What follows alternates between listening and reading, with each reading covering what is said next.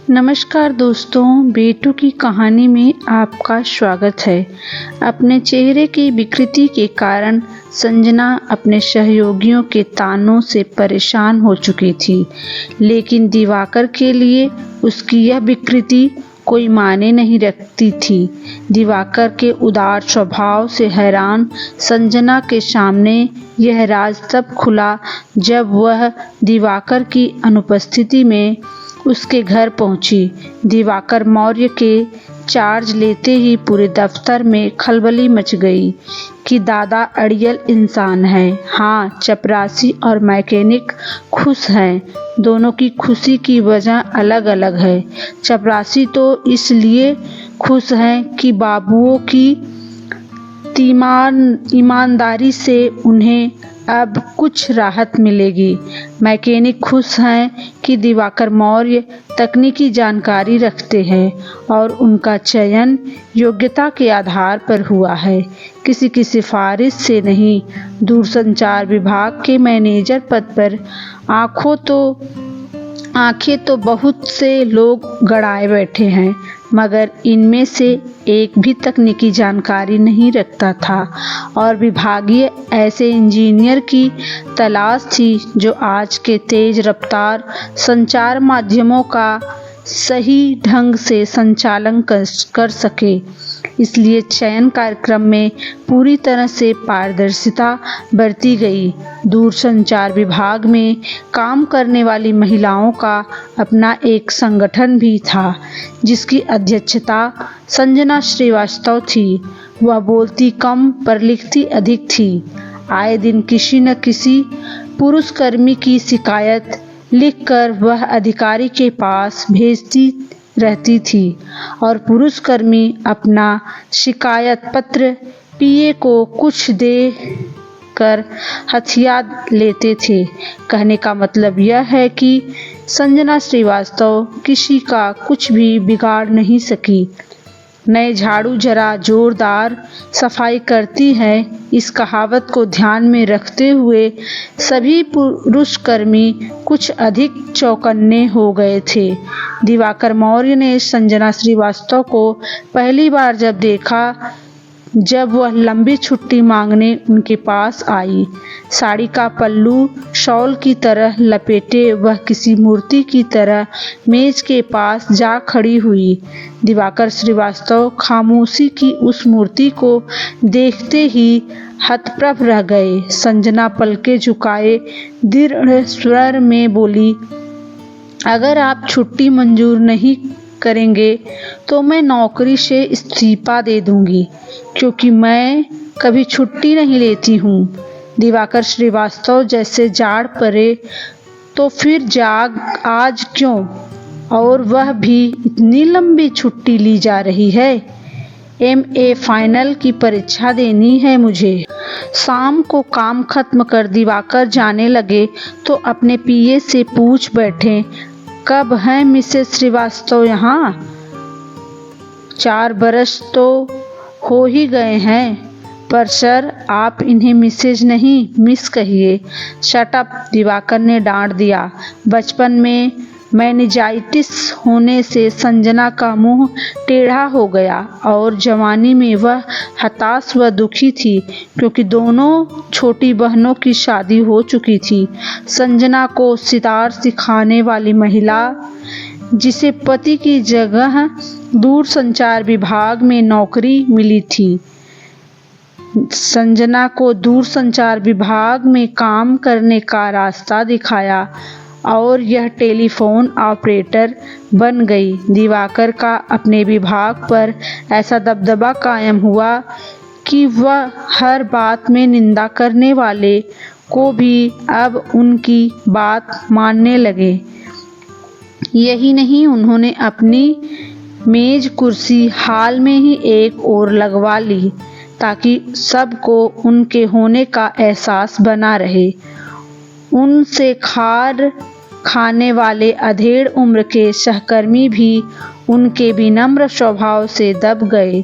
3 महीने पलक झपकते ही निकल गए। संजना जब लौटकर दफ्तर आई तो किसी पुराने मनचले ने फब्दी कसी, डिग्री पर डिग्री लिए जाओ, बारात नहीं आने वाली। इस फब्दी से प्रथम श्रेणी में डिग्री हासिल करने का गर्व वह खुशी मटिया मेट हो गई। संजना ने एक बार फिर अपने आंसू पी लिए। दिवाकर के पिए ने जाकर जब यह छिछोरा व्यंग उन्हें सुनाया तो वह भी तिलमिला पड़े, पर वह जानते थे कि संजना उनसे कहने नहीं आएगी। अगली बार वह संजना के सामने से गुजरे तो अनायास रुक गए और एक अभिभावक की तरह उन्होंने नम्र स्वर में पूछा, पास हो गई जी? संजना ने गर्दन नीची किए ही उत्तर दिया, मिठाई नहीं खिलाओगी जी? पापा जी कह दूंगी। अगले दिन संजना मिठाई का कटोर दान लेकर दिवाकर की मेज के सामने जा खड़ी हुई तो वह कुछ झेप से गए।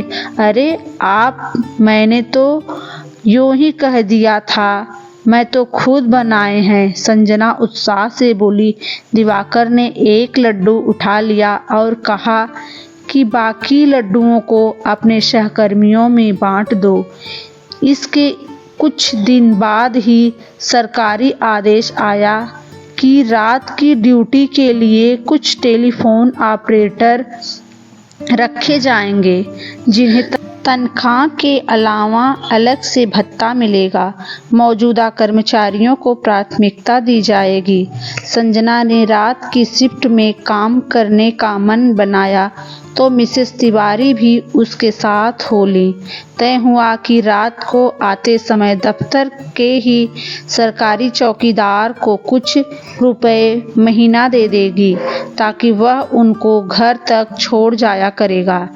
यह सब कुछ इतना गोपनीय ढंग से हुआ कि विभाग में किसी को पता ही नहीं चला।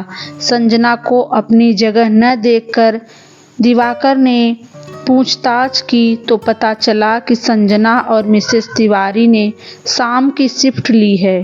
उस रात जब दोनों ड्यूटी खत्म कर बाहर निकली तो जहां उनका रिक्शा और चपरासी खड़ा होता था वहां दिवाकर अपनी जीप लेकर खुद खड़े थे। दोनों को जीप में बैठने का आदेश दिया और खुद चालक की सीट पर बैठकर जीप चलाने लगे।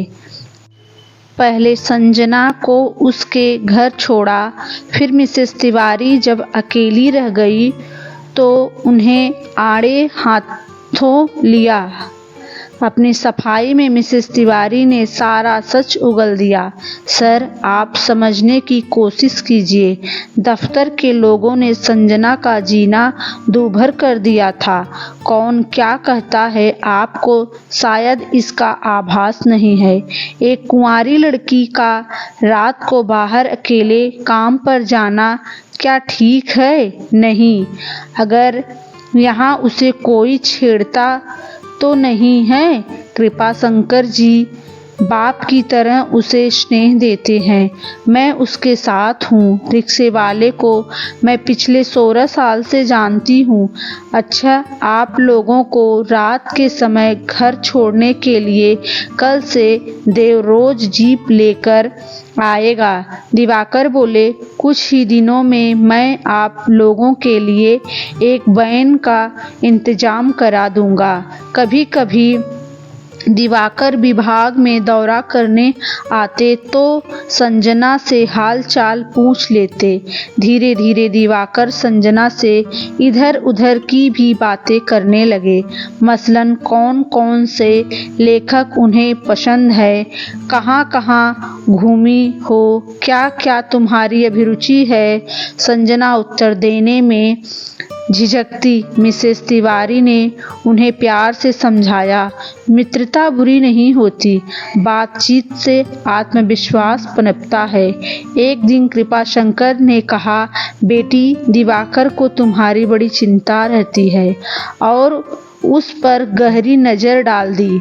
संजना संभल गई। अगर अगली बार जब दिवाकर उसके पास बैठकर शहर में लगी फिल्मों की बात करने लगे तो वह झुंझलाकर बोली, सर मेरे पास इतना समय नहीं है कि फिल्में देखती फिरूं।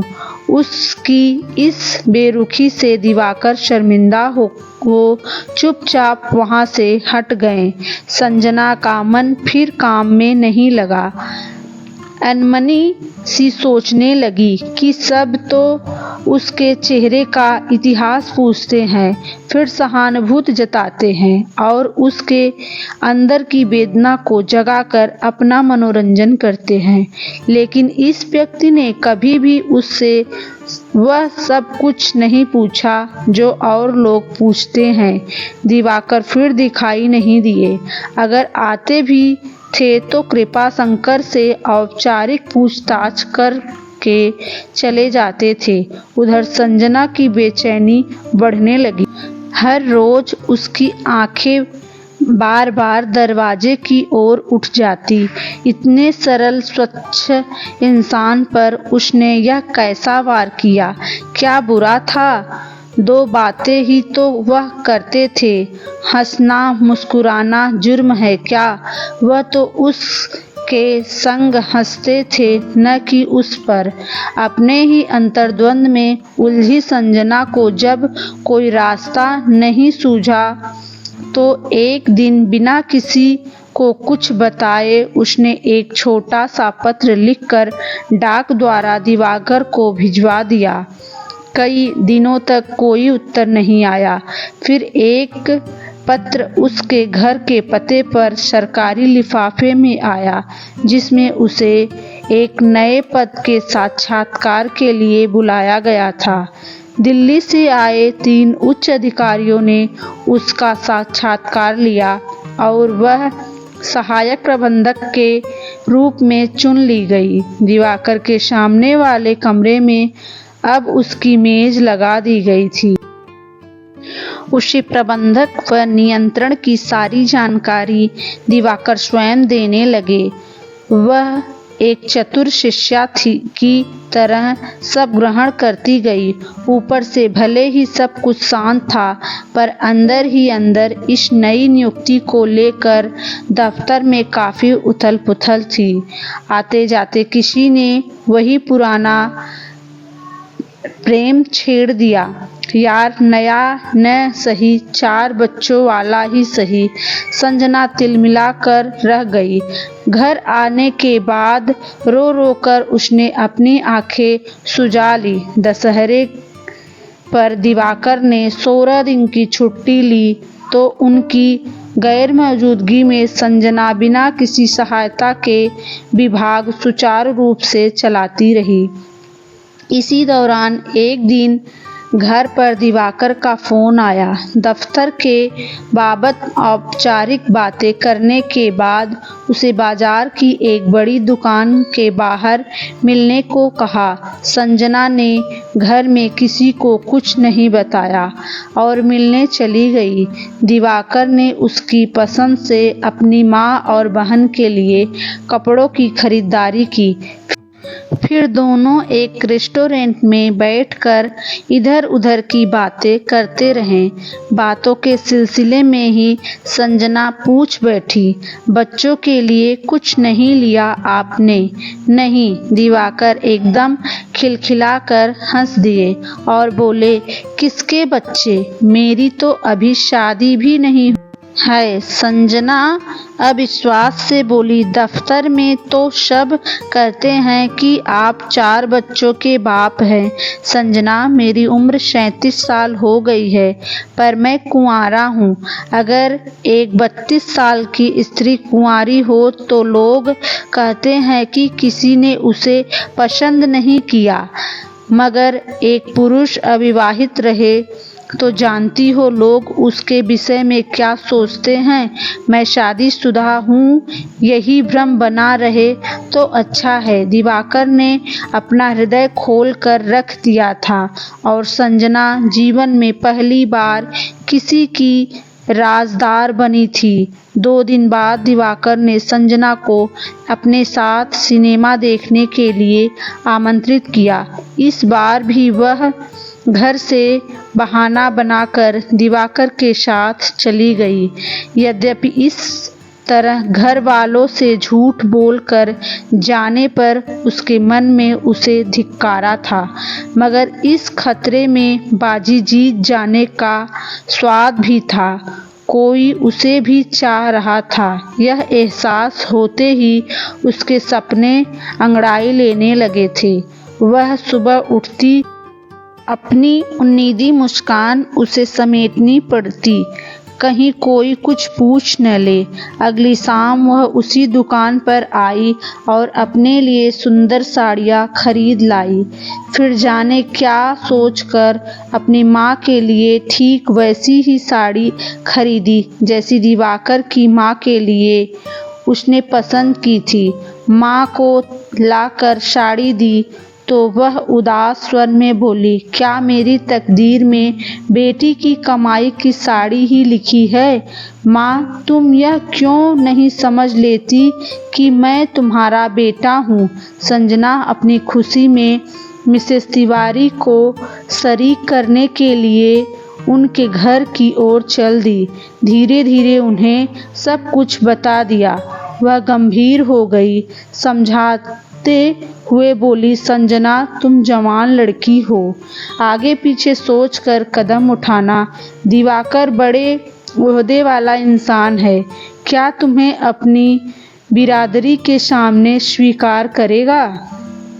कहीं ऐसा न हो कि जिस दिन उसे अपनी बिरादरी की कोई अच्छी लड़की मिले तो तुम्हें फटे कपड़े की तरह छोड़ दे। थोड़े दिनों की खुशी के लिए जीवन भर का दुख मोल लेना कहीं की समझदारी है?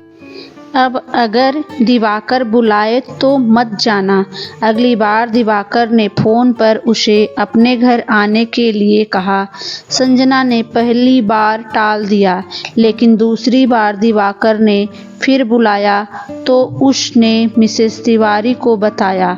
सुनते ही वह भड़क उठी। देखा ना, घर पर बुला रहा है। इसका इरादा कतई नेक नहीं है। कुछ करना पड़ेगा। दीदी, अगर मैं नहीं गई तो भी वह बदला निकाल सकते हैं। मेरी नौकरी और पदोन्नति का भी तो ख्याल करो। सब उन्हीं की मेहरबानी है।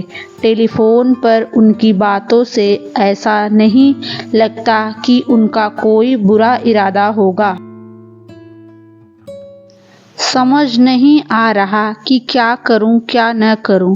ठीक से सोच लो संजना, जाना तो तुम्हें कल है। मिसेस तिवारी के घर से लौटते समय आगे की सोचकर उसका गला सूख जा रहा था। मन का तनाव उसकी नस नस में बह रहा था। अनायास उसने महसूस किया कि वह नितांत अकेली है। उसके आसपास के सभी व्यक्ति जो उस पर अधिकार जताते हैं, किसी न किसी डर के अधीन है। अपनी अपनी सामाजिकता से बंधे पालतू पशुओं की तरह एक नियत जीवन यापन कर रहे हैं। दादी को जात बिरादरी का डर, पिताजी को अपने कर्तव्य से गिर जाने का डर, माँ को इन दोनों को नाराज करने का डर, और इन सब के नीचे लगभग कुचला हुआ उसका अपना अस्तित्व था। इन सब के विपरीत उसके मन को एक दिवाकर ही तो था जो बादलों तक उड़ा ले जा रहा था। दिवाकर का ख्याल आते ही उसका अंग अंग झंकृत हो उठा। सहसा उसे लगा कि वह इतनी हल्की है कि कोई सिला उसे पूरी तरह दबा दे, नहीं तो वह उड़ जाएगी। वह अपने ही हाथ पैरों को कसकर समेटे गठरी सी बनी खिड़की के पास देखती कब सो गई उसे पता ही न चला। सुबह आँख खुली तो उसकी नज़र सामने अलमारी पर पड़ी, जिसके एक खाने में उसकी दोनों छोटी बहनों के विवाह की तस्वीरें रखी थी। उनके ठीक बीच में एक बंगाली दूल्हा दुल्हन की जोड़ी रखी थी, जो वर्षों पहले उसके एक मेले से खरीदी थी। सुबह उसने अपना फैसला फ़ोन पर मिसेस तिवारी को सुनाया। वह बोली, चलो मैं तुम्हारे साथ चलती हूँ। तुम आगे जाकर दरवाज़ा खुलवाना, बाहर ही खड़ी रहकर बात करना। यदि अंदर आने के लिए दिवाकर जोर दे तो बताना, मैं भी साथ हूँ। रिक्शे वाला भी हमारा अपना है, यदि ज़रूरत पड़ी तो शोर मचा देंगे। हिम्मत करके संजना दिवाकर के घर चल दी। मिसेस तिवारी भी रिक्शे में पीछे पीछे हो ली। दिवाकर का मकान कई गलियों से गुजरने के बाद मिला था।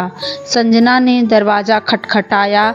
अंदर से एक स्त्री कंठ ने कहा, कौन है? दरवाज़ा खुला है, आ जाओ। संजना ने अपना नाम बताया और दरवाज़ा जरा सा खोला तो वह पूरी ही खुल गया।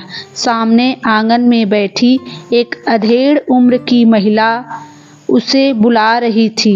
संजना ने दरवाज़ा खुला ही छोड़ दिया, क्योंकि उसके ठीक सामने 15 गज की दूरी पर मिसेस तिवारी उसे अपने रिक्शे में बैठे बैठे देख सकती थी। बेटी करुणा, देखो संजना आई। करुणा धड़धड़ाती हुई सीढ़ियों से उतरी और संजना को प्रेम से गले लगाया। दिवाकर ने बताया था कि आप आएंगी। वह बेंगलोर गया है, परसों आ जाएगा। आइए बैठिए। करुणा को देखकर संजना का मुंह खुला का खुला रह गया, क्योंकि उसका ऊपर का होठ बीच में से कटा हुआ था। इसके बाद भी करुणा ने सहज ढंग से उसकी खातिर की। माँ जी के पास रखे बेंत के मूढ़ों पर बैठी बातचीत करती रही। नाश्ता किया और फिर करुणा उसे अपना घर दिखाने के लिए अंदर ले गई। संजना ने देखा कि दीवार के कमरे में ढेरों पुस्तकें पड़ी थी।